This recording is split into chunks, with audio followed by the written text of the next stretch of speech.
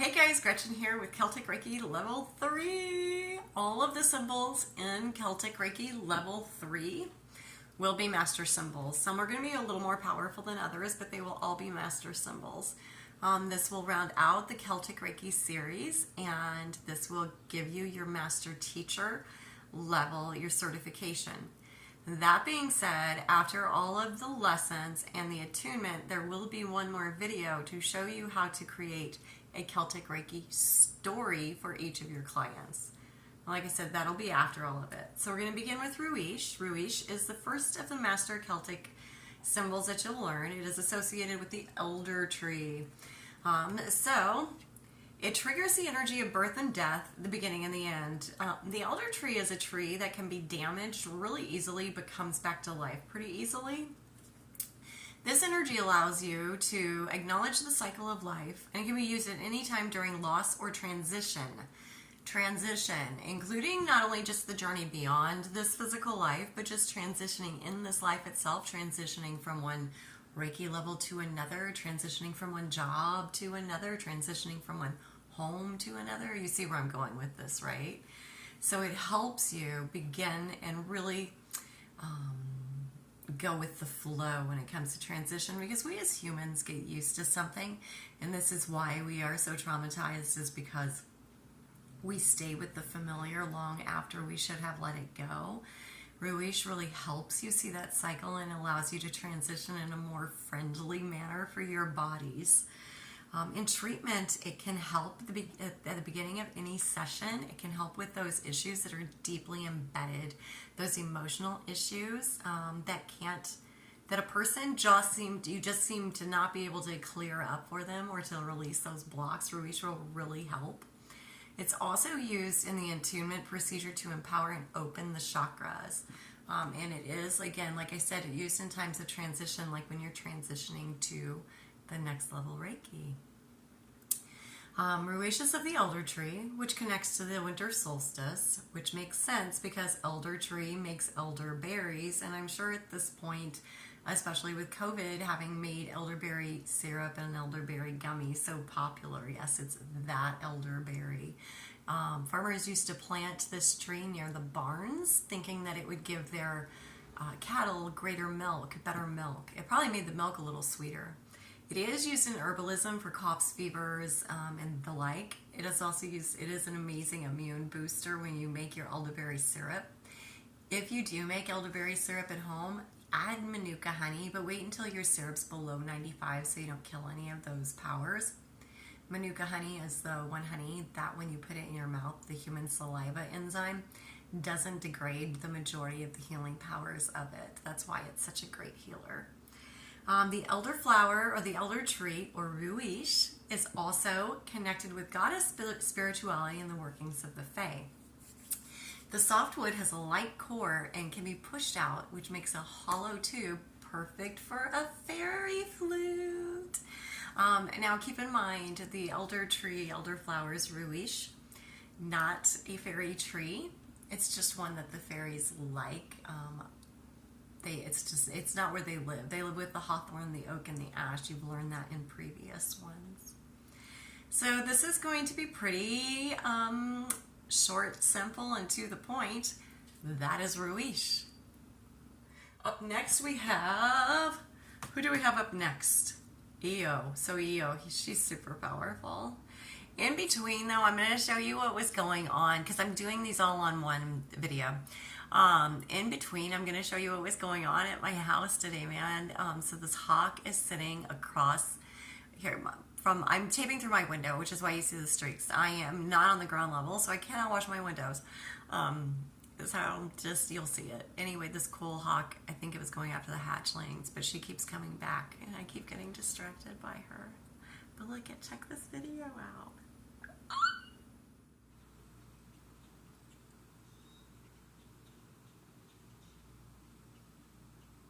This is on the roof next to my apartment. She was here earlier, and they managed to scare her off. I don't know that they'll scare her off this time. They're hatchlings, I think, that she's after. Pretty sure. Urban hunting. Oh, sorry. I got distracted by And that's as close in as I can get this without it being like totally degraded. Getting ready to tape the entire Celtic Reiki 3 series. She keeps distracting me.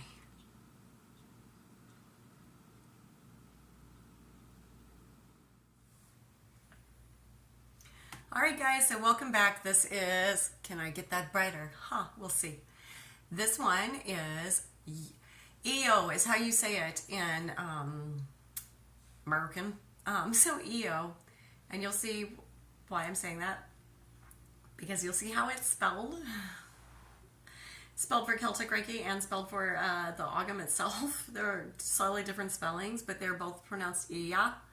So Iya, the yew tree, eternal life. The yew can live for thousands of years, continually renewing itself in an eternal cycle. Iya is seen as like the master symbol of the master symbols. So think of this one as kind of your daikoumyo of Celtic Reiki.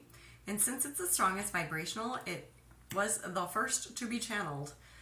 Iya works with the symbols to increase their power and make them last longer. So if you're working, and I always recommend you work with multiple modalities. So if you're doing that, and say you're working with a client and you have, I don't know, Om Shanti in there to give them that happiness and that peace, and you throw Iya in there, you'll boost up that happiness and that peace.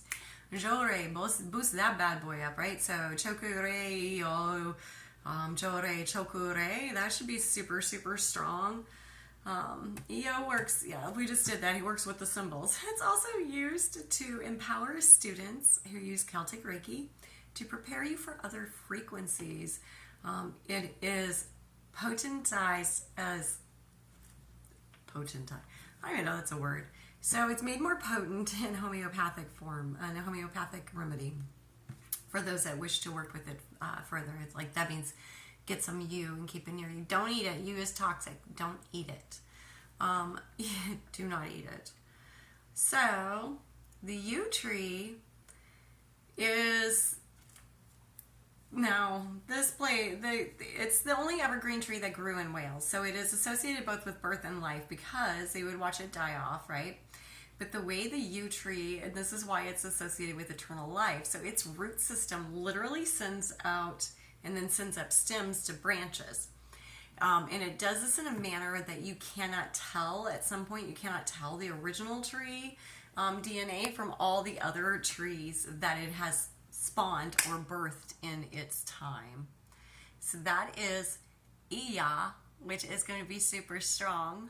And you're going to want to use that bad boy. Again, all of these are master symbols, but Iya is going to be a super strong master symbol.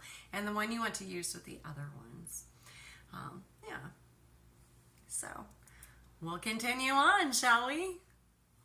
Number 3 in the master symbols in Celtic 3. So code, also pronounced code, is of the grove. Its energy is a sacred sanctuary of finding a place that is calm and peaceful and will allow us to cope when everything around us is falling apart. So it really helps us to just in the face of adversity be like, good, and actually mean it, to flow with it, to go with the flow. It's also used when other frequencies are not working as they should be because of emotional patterning. I apologize, guys. I don't know if this is like going in or out on the brightness level for you, but it's making me a little crazy on this side. Hopefully that's better. Anyway, I'll stop messing with it regardless, I promise. So code is used as a treatment to surround and protect you, gives you peace and stillness of mind, allows you to go with the flow when you're faced with adversity and situations that just don't suit you, so you stay that super high vibing. It's used in the attunement process to isolate you in peace and tranquility. Now, over on the Celtic, the mythology side, there is a thing that says it's not really referred to as the grove. It goes back and forth. It said that the grove meaning was entered later because it's supposed to be associated with, and it goes back and forth. It was associated with a few of central balance and infinite possibilities, symbolized by a grove of many trees. the presence of many factors, and the possibility of freedom. So, code, depending on which Celtic Agam with the Reiki, because code in the Reiki, right, it means to be encapsulated in this grove, to be loved and in peace. And in the Celtic Agam, it means to be in balance, basically, with all these different things around you. So with all these different things around you, you have the presence of many factors, and you have all these different possibilities of freedom. I mean, if you're going to plant, like, say you're planting a fruit grove, you're not going to just plant one fruit, are you? I mean, are you going to eat just apples your whole life? Or do you want to throw some peaches in there? Maybe throw some pears in there, some kumquats, that type of stuff. You'll make a whole grove instead of just being circled in one style of tree. So that one will be code. And we're on to symbol number 4. Number 4, Ulind. Ulind is the honeysuckle. The energy contained in Ulind gives us the ability to see the truth in any situation, bringing you clarity and stillness. It also gives you the focus to ignore distractions, like my hawk earlier. The symbols used with other symbols, when the person is not learning from their lesson, when they're doing that cha-cha-cha, but they're doing too many of those backward steps, use Ulind in your healings. Chokure, that bad boy. Chokure ni ya, that Ulind bad boy. Yeah, so like a lot of times people will do it because their bodies are programmed to do things like when you have a back injury and your body keeps overcompensating even though the injury's gone. Your emotional bodies do that, and they do that a lot longer than your physical body does. So the honeysuckle, so we know the ivy is concerned with the search for self. It creates this labyrinth so that you go on your correct path. The honeysuckle shows the way in which to achieve this. So the honeysuckle are basically the steps that lead you to the labyrinth.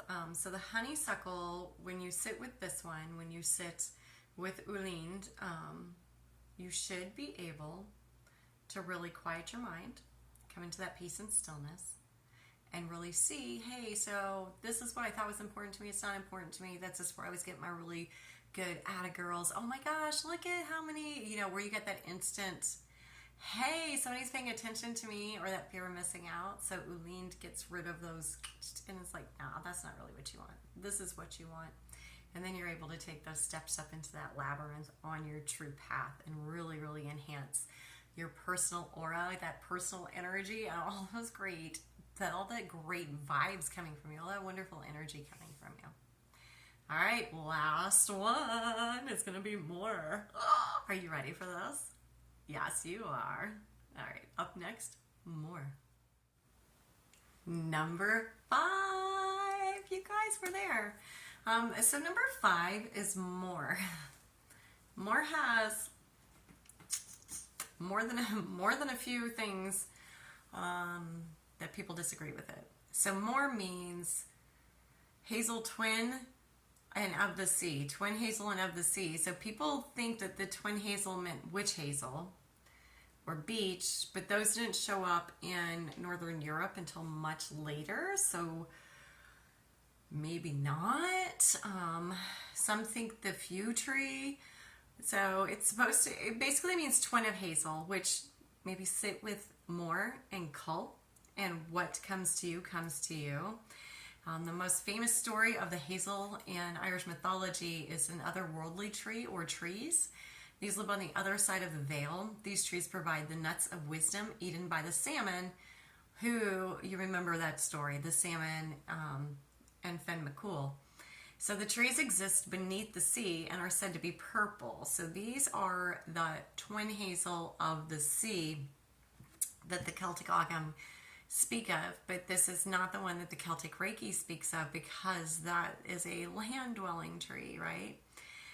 It's reasoned that this would be a few tree, so we don't know for sure which tree that more is actually associated with, because it means twin of hazel or the sea. So, and like I said, currently it's being used as the witch hazel. It's associated with the witch hazel and lists the letter, which means the twin of the hazel. Beech tree, also twin of the hazel. I would really highly recommend meditating with this one. And let me know in the comments what tree it is that you come up with, that you vibe with for this. And I'll let you know which one I meditated on, which one came to me during my meditation. I'm going to read you this this poem thing by W.Y. Evans / Wentz, The Fairy Faith in Celtic Countries, 1911. In the midst of the Irish Sea, almost equidistant from Ireland, Scotland, and Wales, and concentrating in itself the psychical, and magnetic influences from these three Celtic lands, and from Celto-Saxon England too, lies this beautiful kingdom of the great Tuatha De Danann god, Manamir MacLear, as his loyal Manx subjects preferred to call him, Manaman Big MacGillir. In no other land of the Celt, and I probably pronounced this all wrong, I do apologize, in no other land of the Celt does nature show so many moods and contrasts, such perfect repose at one time, at another time, the mightiness of its unloosed powers. When the baffled sea throws itself angrily against a high rock-bound coast, as wild and almost as weather-worn as the western coasts of Ireland and the Hebrides. Anyway, I like that one. It just makes me think of, especially when I'm dealing with Moore, because Moore is such an interesting one. The sea holds truth, the inner depths of that knowledge and wisdom, and sometimes we feel like we ourselves are the sea full of that knowledge and wisdom, and we're just throwing that knowledge and that wisdom against a seemingly endless wall of these jagged rocks, and we're wondering, is our throwing this knowledge and wisdom making a difference? But it is. It takes time. The water erodes those rocks slowly. It doesn't do it like instantaneously. I mean, sometimes it does, but that's not generally the way. So this rounds out Celtic 3. I'm going to throw those slides up either in between or at the end. I'm not sure when I'm editing which ones will frustrate me the least, but they will be on here. Following this, we will be doing attunements. I will be doing the attunement for Johre, and then the attunement for all the Celtic Reiki 3. And I have that video. I don't have it yet, but I will have that video for you guys that has the sentences, like how to create a whole story, and I'll give you a cheat sheet, PDF style, on the video as to the sentences that each symbol basically means, so you can create an entire journey for your client, and that might help you understand how the symbols flow. That being said, when you create your sentences or your stories and you close your eyes and you start chanting, and if they don't go in the same line, trust that your higher self liked your story and did some edits for you, and just go with the flow and say those symbols that come out of your mouth. I hope you liked this video. If you did and you'd like to see more like this, and I do some Reiki, and I'm going to do more trauma release, guided meditations, and the like, some sound baths after I figure out how to get my audio to tape really well. I taped you guys this beautiful sound bath. It was like almost 2 hours long. It did not record well. You're welcome. I did not post it. You're welcome. Ugh. It sounded terrible on the thing. Anyway, please hit that subscribe button for me. Oh, and I do have memberships now going live starting next week, right? Where's my calendar? What is today? Today is the 24th. Yep, so 1 week and 1 day I go live every single week for members. I'm so excited. Anyway, and the days will change during that time because my schedule changes If you like all of that, please hit that subscribe button for me. And until next time, namaste.